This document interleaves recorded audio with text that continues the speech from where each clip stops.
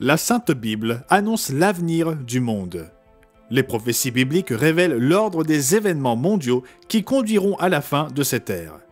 Quels événements mondiaux devriez-vous surveiller? Mes amis, dans un avenir proche, une grande superpuissance s'élèvera au-dessus des États-Unis déclinant.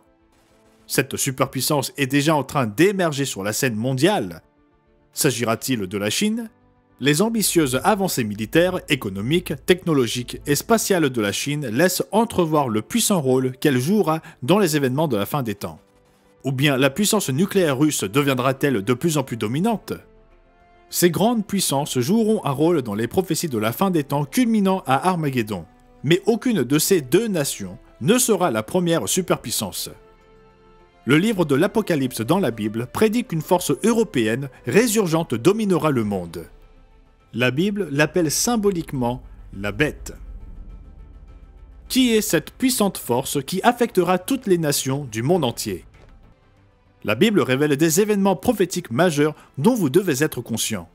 Jésus-Christ fut le plus grand prophète qui ait jamais vécu. Et il nous mit en garde à propos d'un signe spécifique dans Luc 21 au verset 20. Lorsque vous verrez Jérusalem investie par des armées, sachez alors que sa désolation est proche. Ils, les habitants de Jérusalem, tomberont sous le tranchant de l'épée, ils seront emmenés captifs parmi toutes les nations, et Jérusalem sera foulée aux pieds par les nations jusqu'à ce que les temps des nations soient accomplis. Cet événement de la fin des temps inaugura une époque dangereuse connue comme les temps des nations. Mes amis, vous avez besoin de connaître l'avenir. Vous devez connaître les temps prophétiques des nations qui mettront en péril tous les habitants du monde. Une nouvelle puissance surgira sur la scène mondiale pendant cette période prophétique. À quel danger serons-nous confrontés? Vous devez le savoir. Restez à l'écoute.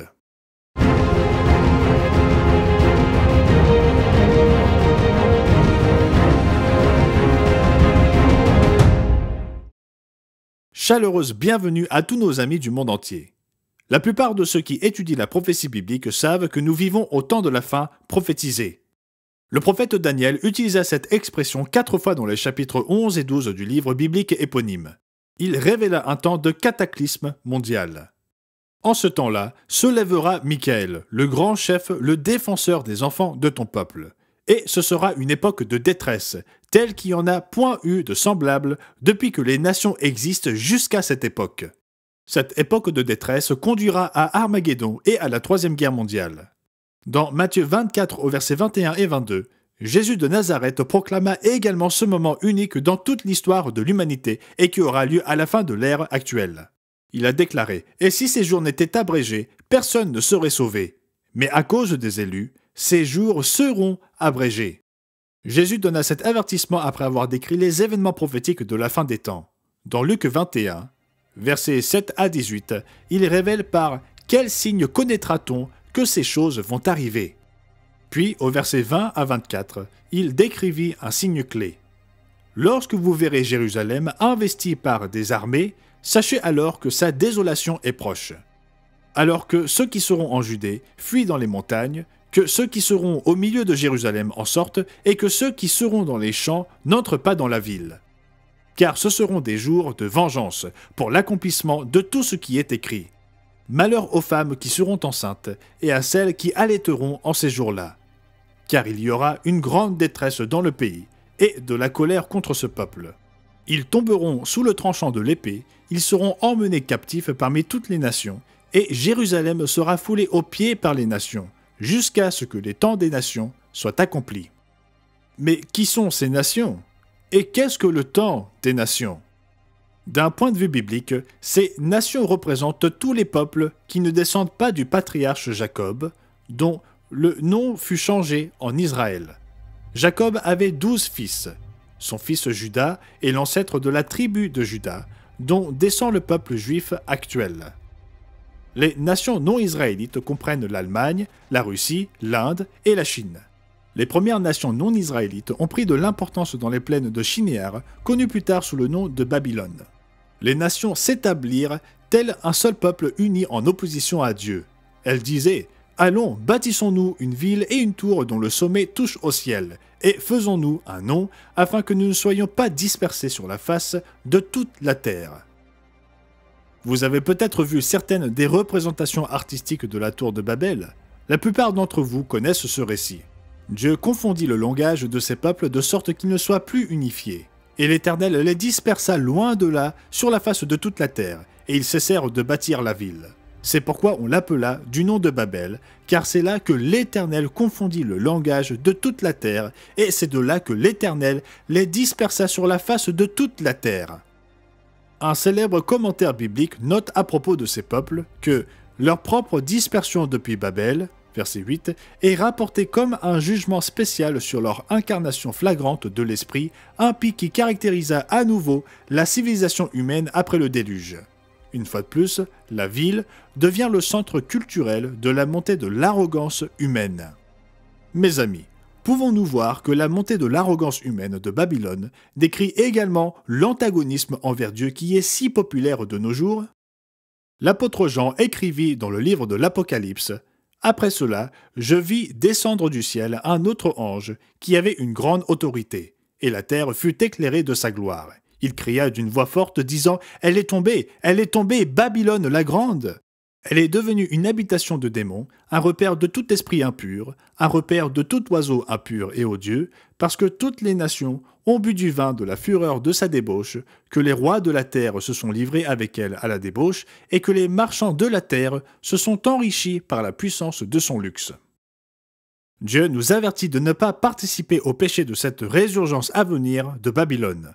L'apôtre Jean poursuit dans Apocalypse 18 au verset 4. « Et j'entendis du ciel une autre voix qui disait « Sortez du milieu d'elle, mon peuple, afin que vous ne participiez point à ses péchés, et que vous n'ayez point de part à ses fléaux, car ses péchés se sont accumulés jusqu'au ciel, et Dieu s'est souvenu de ses iniquités. » Alors, comment pouvez-vous éviter de subir ces fléaux? Comment pouvez-vous éviter les dangereux temps des nations? Reportez-vous à Apocalypse 17. L'apôtre Jean y voit en vision une prostituée chevauchant une bête symbolique à 7 têtes et 10 cornes.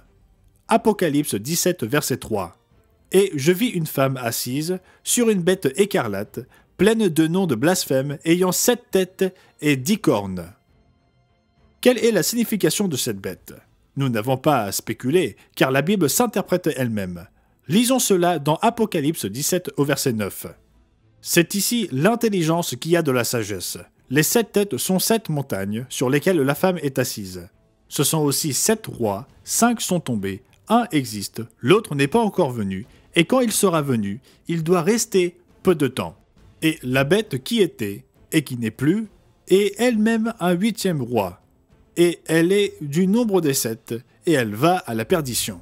Ici, les têtes représentent des montagnes, qui sont un symbole biblique pour définir un gouvernement ou un royaume. Et ces 7 têtes représentent aussi 7 rois successifs, chacun représentant une résurgence du royaume originel. Comment connaissons-nous la chronologie de ces royaumes historiques? Le prophète Daniel, sous l'inspiration de Dieu, interpréta le songe de Nebuchadnezzar qui montrait une statue à la tête d'or.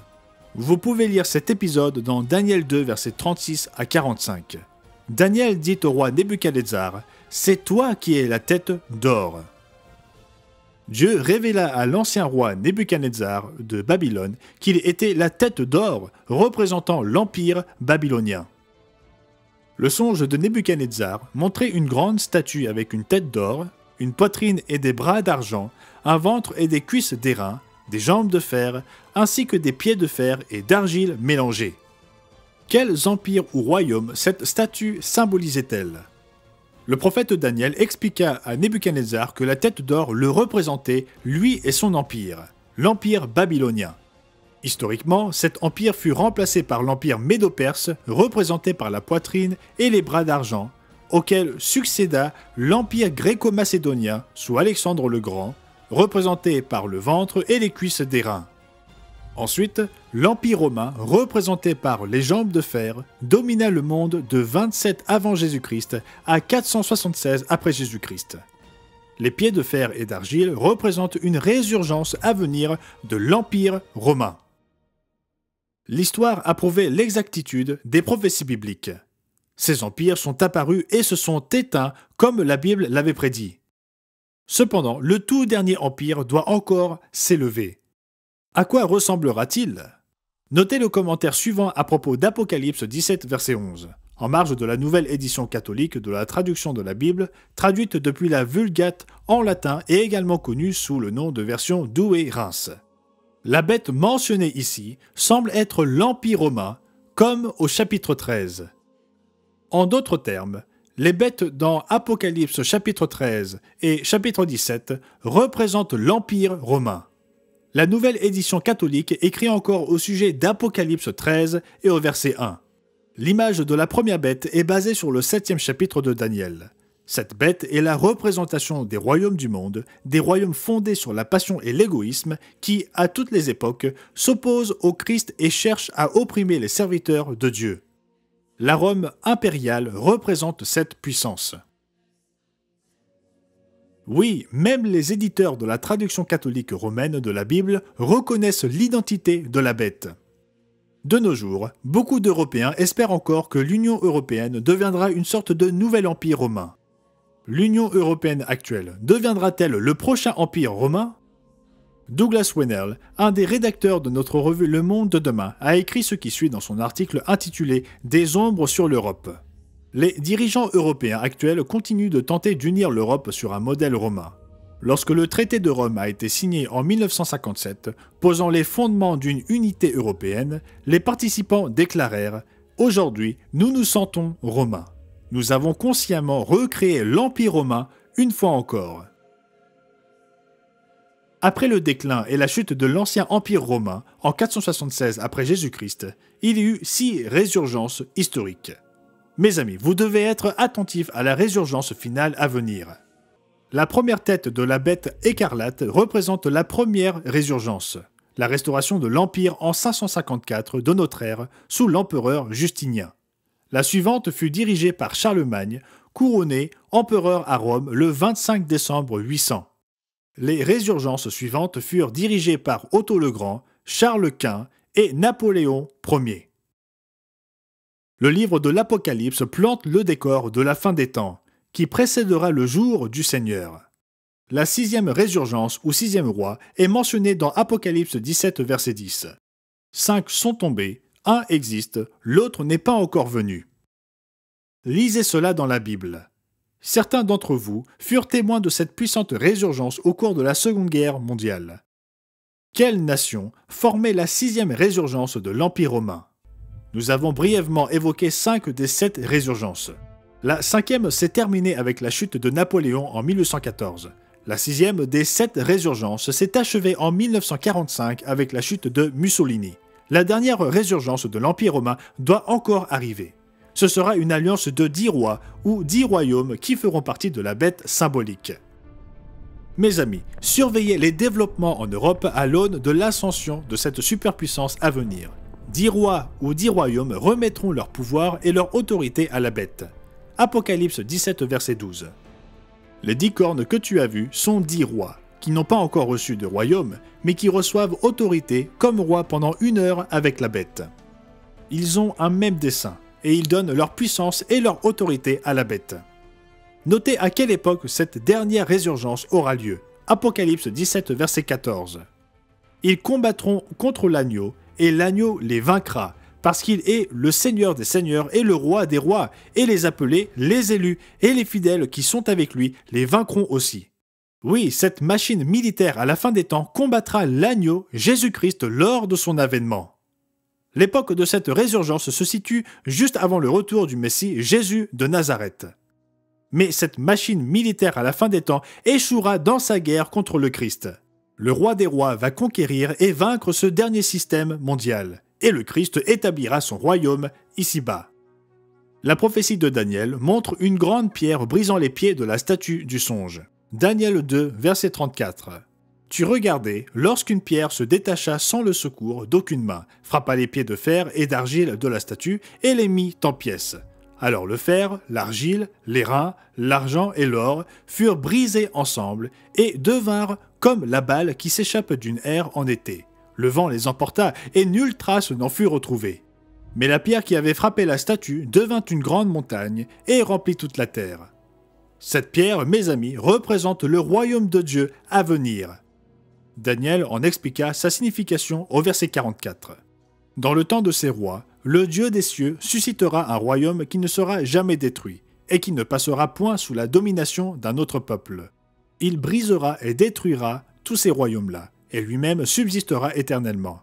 C'est ce qu'indique la pierre que tu as vue se détacher de la montagne sans le secours d'aucune main, et qui a brisé le fer, l'airain, l'argile, l'argent et l'or.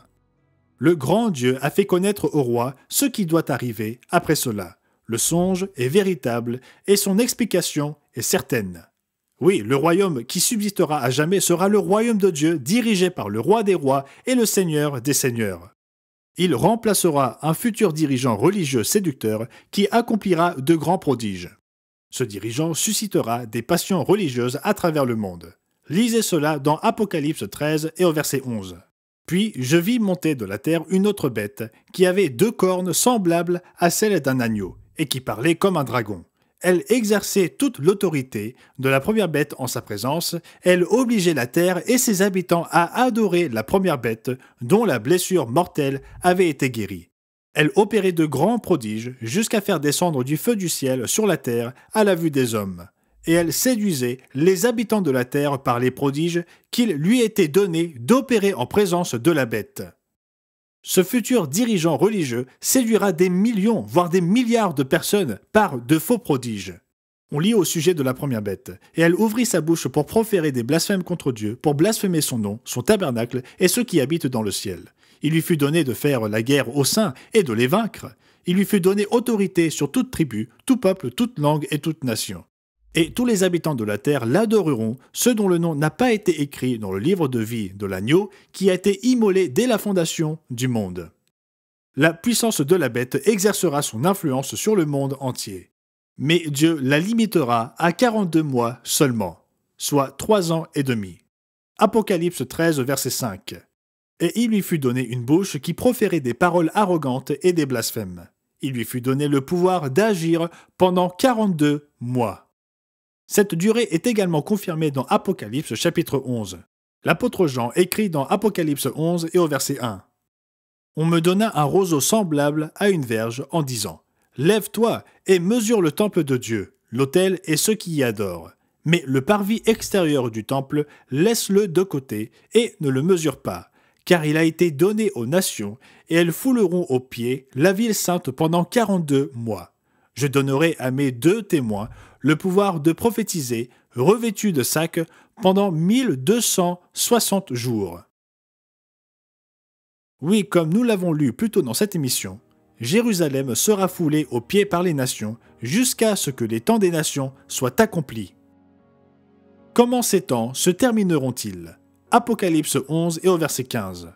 Le 7e ange sonna de la trompette, et il y eut dans le ciel de fortes voix qui disaient « Le royaume du monde est remis à notre Seigneur et à son Christ, et il régnera au siècle des siècles. » Cette annonce divine proclame l'arrivée du royaume de Dieu ici-bas, avec Jésus-Christ comme roi des rois et seigneur des seigneurs.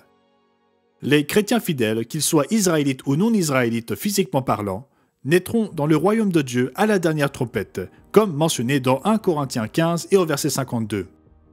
Remarquez la glorieuse victoire que Dieu octroie aux personnes de toute nation et de toute langue. Apocalypse 5 et au verset 9. Et il chantait un cantique nouveau en disant « Tu es digne de prendre le livre et d'en ouvrir les sceaux, car tu as été immolé, et tu as racheté pour Dieu, par ton sang des hommes, de toute tribu, de toute langue, de tout peuple et de toute nation. Tu as fait d'eux un royaume et des sacrificateurs pour notre Dieu, et ils régneront sur la terre. » Oui, Jésus-Christ mettra un terme à l'époque dangereuse des nations.